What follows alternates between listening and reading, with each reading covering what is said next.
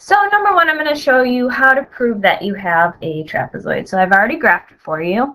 And one property that's true about a trapezoid is that the bases are parallel. So in the diagram here, that would mean that KA is parallel to ET. And that's how we're going to show part A. It's pretty short. We just show that, remember, parallel lines have the same slope. So we're just going to use the slope formula and show they're the same.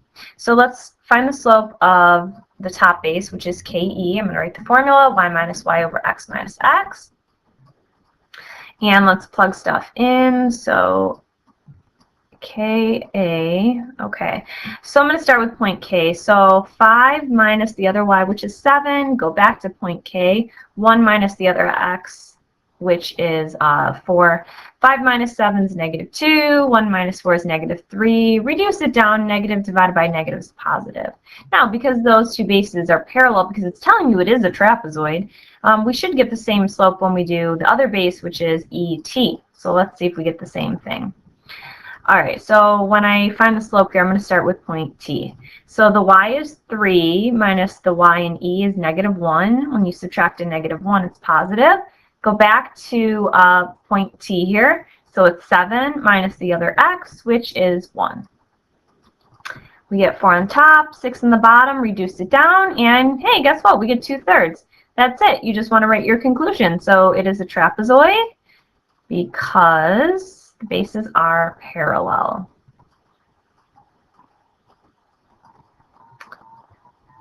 So anytime it deals with parallel lines, you always want to use the slope formula and show it's the same because the bases are parallel. Okay, part B, it says to prove that it's not an isosceles trapezoid. Well, an isosceles trapezoid means that the legs would be congruent. So KE and AT would be the same. And if it's not telling you it's not isosceles, it means they're not. How do I show the two lengths are not the same or not congruent? We would use the distance formula. We want to show that we're going to get two different lengths there. So we're going to do, let me write, hold on, I want to write distance. I always like to write what the formula is that we're using first before we do it. It's especially when I grade your papers, it's nice to see that.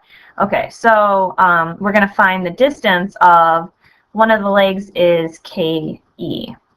So the distance formula is the big square root one, right? So x minus x squared plus y minus y squared. Okay, just focus on KE. So let's see. So we have 1 minus e's down here. The other x is 1 squared plus, and go back to k. So the y is 5 minus the other y, which is negative 1, minus negative 1 would give you plus.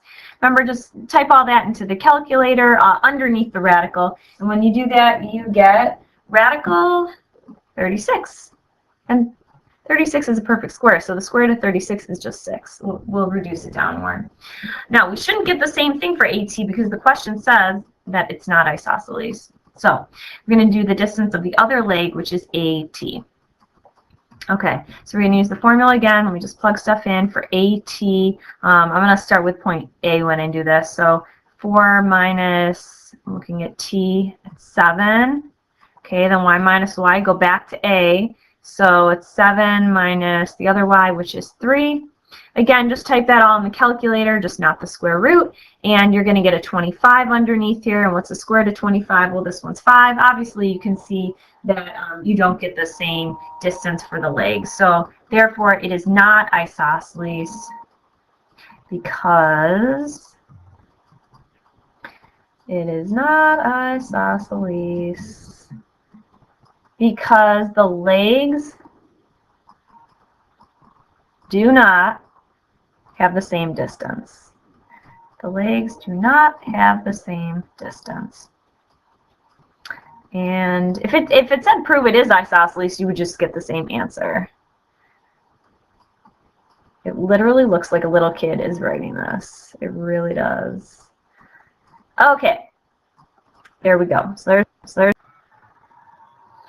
number 2, again, I've already graphed it. It says to prove that we have a parallelogram. There's actually a lot of different ways to do this. If you look at the chart that you have, it'll give the way that I do because I think it's the easiest. But the one thing that I think about with a parallelogram, because it has the word parallel in it, is that the opposite sides of a parallelogram are parallel, right? And what do we know about parallel lines? Well, parallel lines have the same slope, and that's what we're going to show to prove it's a parallelogram. You could show the opposite sides are congruent, meaning you'd use the distance formula, but I think it's a lot easier using slope instead of distance. So that's why I go this route. So we have to find the slope of all four sides. Doesn't matter what side you start with. How about we start with, I don't know, AB. Okay, so we're going to use slope formula 4 times and show the opposite sides are parallel, which means opposite sides have the same slope.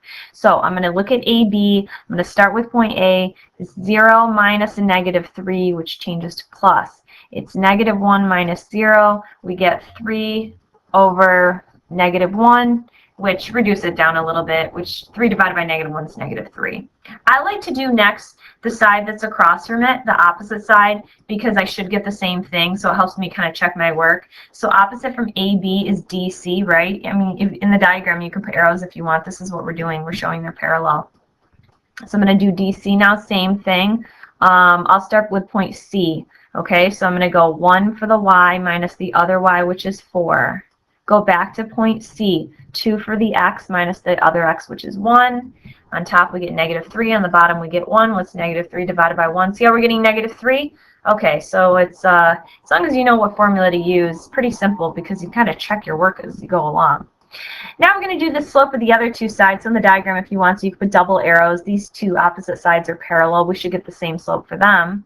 So let's do the slope of AD.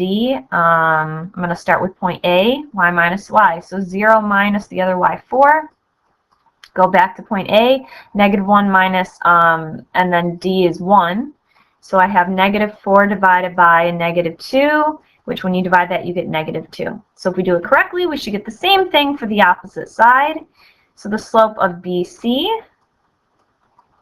Okay, I'm going to start with point B first, y minus y, so negative 3 minus 1. Go back to B, 0 minus 2. I get negative 4 divided by negative 2, which is negative 2. You can see the slopes are the same.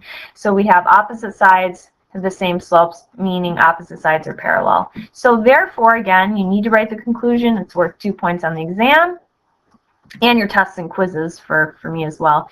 It is a parallelogram because opposite sides have the same slope. Or you could say opposite sides are parallel. They mean the same thing, really doesn't matter. So because opposite sides, and you can use symbols as much as you want within here. So if you write opposite sides are parallel, you can use the symbol for parallel. And there you go. That's how you prove it's a parallelogram.